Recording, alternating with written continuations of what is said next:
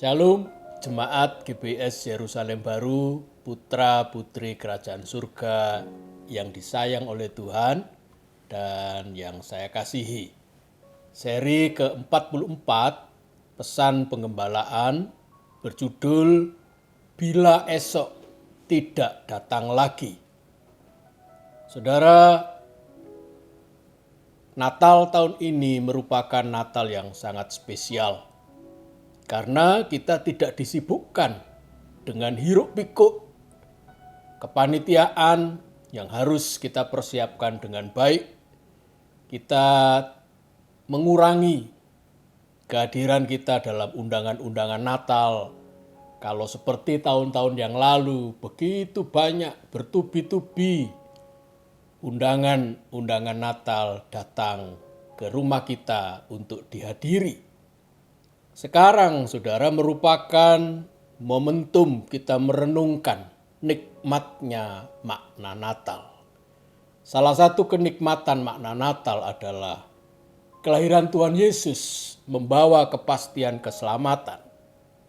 Dan untuk kepastian keselamatan itu, saudara, maka kita yang percaya Tuhan Yesus, kematian tidak lagi merupakan sesuatu yang menakutkan, sesuatu yang mengerikan.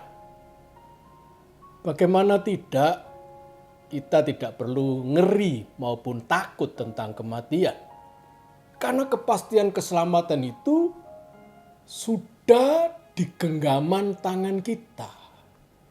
Sebagai jaminan yang sudah dibuat sendiri oleh Tuhan Yesus dengan kelahirannya.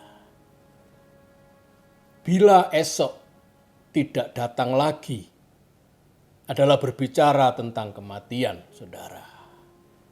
Di mana orang yang mati, hari itu dia sudah mendapat gelar yang baru, yaitu almarhum. Karena di hari itu orang tersebut mengembuskan nafas yang terakhir. Sehingga bagi dia tidak ada lagi hari esok. Esok sudah tidak datang lagi. Nah, mari kita dengar firman Tuhan sendiri yang datang dari mulut Tuhan Yesus tentang kehidupan di seberang kematian. Mari kita buka Yohanes 14 ayat 1 sampai 4.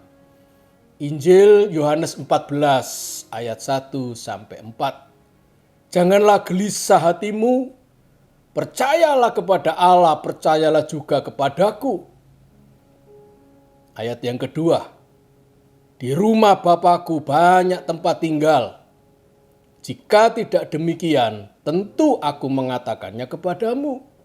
Sebab aku pergi ke situ untuk menyediakan tempat bagimu. Dan apabila aku telah pergi ke situ dan telah menyediakan tempat bagimu, aku akan datang kembali dan membawa kamu ke tempatku, supaya di tempat di mana aku berada, kamu pun berada. Dan kemana aku pergi, kamu tahu jalan ke situ. Saudara, Yohanes pasal 14 dibuka dengan kalimat, janganlah gelisah hatimu. Kata gelisah dalam terjemahan bahasa Inggrisnya, trouble, digelisahkan. Atau bisa juga bingung, resah, kacau, sedih, dan menderita ketakutan. Dalam terjemahan yang lain disebut seperti roil water, air yang bergolak, bagaikan isi hati yang berkecamuk ketika memikirkan tentang kematian. Memang sebuah misteri bagi sebagian besar orang bila esok tidak datang lagi. Apa yang aku alami? Salah satu paman saya yang tidak mau menerima Yesus sebagai Tuhan dan Juru Selamatnya, di akhir kehidupannya, karena menderita penyakit yang berat. Dia bertanya-tanya kepada istrinya, kepada keluarga yang mendampinginya semasa sakit. Satu pertanyaan yang dia tanyakan, kalau nanti aku mati, apa yang aku alami? Mati itu rasanya bagaimana? Tentu saja keluarganya bingung memberikan jawaban. Tetapi bagi saudara dan saya tidak perlu bingung. Tidak perlu gelisah hati kita. Tidak perlu kacau, resah, sedih, maupun takut dan ngeri. Karena Yesus memberikan jaminan bahwa percayalah kepada Allah, percayalah juga kepadaku. Kita tinggal mempercayai apa yang difirmankan Tuhan Yesus selanjutnya. Bahwa di poin 1 ini saya menandaskan, bila esok tidak datang lagi, ketika kita menutup mata di dunia ini, hari itu kita sedang membuka mata di surga. Perhatikan ayat yang kedua. Kenapa alasannya kita tidak perlu takut? Kenapa kita boleh bertumpu kepada kepercayaan kepada Tuhan Yesus tentang kehidupan di seberang kematian?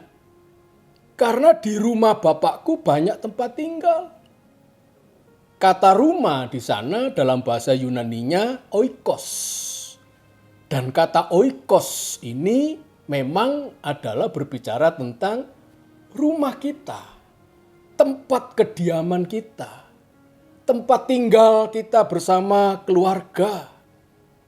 Bagi Tuhan Yesus, ketika berbicara di ayat 2, kematian itu tidak lebih dan tidak kurang, yaitu pindah, boyongan, ke rumah baru, saudara. Dari rumah di dunia ini, dari alamat saudara di dunia ini, kepada rumah yang lain, yang sama sifatnya seperti rumah kita di dunia ini. Apa kesamaannya Pak Andreas? Tempat tinggal, tempat kediaman, tempat di mana kita menikmati sebuah family. Cuman ini adalah tempat yang baru bagi saudara dan saya, karena kita percaya Yesus sebagai Tuhan dan Juru Selamat pribadi. Dan rumah tempat tinggal baru itu adalah family yang baru untuk saudara. Di mana di dalam rumah itu ada Bapa kita. Ada Yesus, Juru Selamat kita. Immanuel, Allah yang beserta dan berdiam dengan kita. Sebagai gelar Tuhan Yesus, saya berulang-ulang kali. Akhir-akhir ini dan di penghujung tahun ini, Tuhan memberikan hikmat yang khusus bahwa kekristenan adalah real. Tuhan kita itu real, nyata, saudara. Bukan hanya sebuah cerita-cerita rohani bahwa ada pribadi yang melebihi kita yang namanya Tuhan. Tidak. Tetapi lebih daripada itu, Tuhan bisa saudara alami, bisa saudara nikmati. Asal kita menaruh kepercayaan penuh kepadanya. Apa kenyataan dan fenomena yang sedang terjadi saat ini dengan Tuhan di dalam hidup saudara dan saya? Bahwa sementara kita melakukan aktivitas kita sehari-hari, Tuhan juga sedang melakukan sesuatu. Apa itu? Di ayat yang kedua jelas, aku pergi ke situ untuk menyediakan tempat bagimu. Sementara kita melakukan aktivitas di dunia ini, Tuhan yang nyata, real di dalam kehidupan kita itu juga sedang bekerja di dunia yang lain, di dimensi yang lain. Di mana itu? Di surga. Apa yang dia kerjakan? Menyediakan tempat. Membangun tempat yaitu rumah Bapa itu oikos bagi saudara dan saya. Sehingga ketika rumah itu selesai, maka di ayat yang ketiga, sebagai poin yang ketiga, kita merenungkan. Dan apabila aku telah pergi ke situ dan telah selesai, saya tambahkan kata itu, menyediakan tempat bagimu, aku akan datang kembali dan membawa kamu ke tempatku. Kata membawa di sini memang agak kurang tepat penterjemahannya. Sebetulnya yang benar adalah aku akan datang kembali dan menerima kamu di tempatku. Katanya seharusnya menerima. Karena dipakai kata dalam bahasa Yunani paralemsomai. Paralemsomai adalah kata Yunani dalam bentuk future. Sekarang ini mungkin masih belum, saudara. Hari ini atau besok mungkin belum. Tapi siapa tahu, lusa, bulan depan atau tahun depan, Tuhan menerima kita kembali, paralemsomai, untuk kita tinggal di surga. Itu maksudnya. Jadi masih dalam bentuk future. Belum untuk saat ini. Tetapi pasti. Belum dalam waktu yang dekat. Tetapi saudara, sudah dijamin bahwa bila esok tidak datang lagi, alias kematian itu pasti datang menjemput saudara dan saya. Cuman kita tidak tahu kapan waktunya. Kata paralemsomai, menerima, itu bukan menerima tamu yang tidak diundang. Tetapi makna dari kata Yunani ini adalah menerima saudara dekat. Menerima karena ada keintiman relasi. Sudah familiar. Coba bayangkan saudara. Rumah Bapa bagi kita itu, bagi Yesus, bukan untuk kita yang adalah orang asing. Bukan, saudara.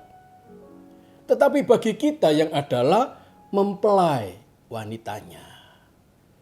Zaman itu dalam budaya Yahudi, seorang pria akan meninggalkan rumahnya dan pergi ke rumah calon mempelainya. Untuk apa? Untuk menjemput istrinya dan dibawa ke rumah keluarganya. Sehingga sang istri, sang mempelai ini memiliki keluarga baru. Siapa itu saudara? Keluarga suaminya. Sang istri berpindah dari rumah masa gadisnya kepada rumah suaminya dan keluarganya. Itulah makna paralemsomai yang begitu indah. Kita diterima di rumah Bapa oleh karena kita bukan orang asing. Tetapi kita adalah mempelainya sendiri yang dijemput oleh mempelai laki-laki surgawi kita yaitu Yesus untuk dibawa ke rumah Bapa yang kekal. Semua ini boleh terjadi karena ada Natal, kelahiran juru selamat kita yang kita percayai, yaitu yang namanya Tuhan Yesus. Selamat menyambut Natal yang tidak lagi hiruk pikuk, yang tidak lagi menyita waktu saudara untuk bersibuk ria sebagai panitia Natal. Tetapi selamat menyambut Natal, karena kita sudah merenungkan, bila esok tidak datang lagi, justru itulah hari yang membahagiakan dalam hidup kita. Karena kita membuka lembaran baru, sebuah era kehidupan kekal, sebagai mempelai Kristus. Amin, saudara. Tuhan memberkati kita. Puji Tuhan. Kita nyanyikan pujian, O Yerusalem, kota mulia.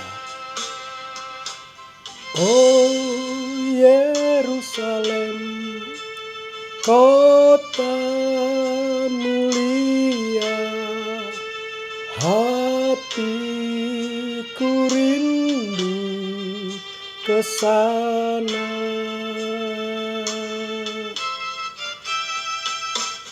Oh Yerusalem, kota mulia, hatiku rindu ke sana.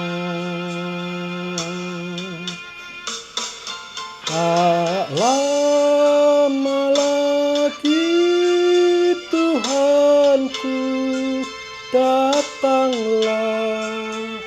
bawa saya masuk sana. Tak lama lagi Tuhanku, datanglah, bawa saya masuk sana. Terima kasih Tuhan. Kami bersyukur kami punya juru selamat.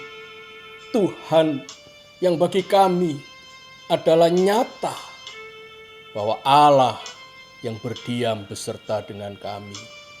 Terima kasih buat rumah yang sedang Tuhan bangun dalam kerajaan surga sebagai rumah Bapa bagi kami.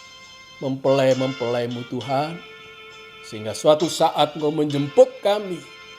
Sebagai mempelai-mempelai-Mu kami akan tinggal di surga, di rumah kami yang baru, oikos kami yang baru, dan keluarga kami yang baru. Terima kasih. Mari Tuhan, yakinkan terus dengan terang Allah Roh Kudus. Kami keluarga-keluarga jemaat Yerusalem baru, sehingga hidup kami melalui dan di dalam menyambut Natal ini, kami boleh terus bersyukur karena kami memiliki jaminan kehidupan kekal di surga. Bila esok tidak datang lagi, saat itu kami sedang membuka mata di rumah Bapa yang di surga.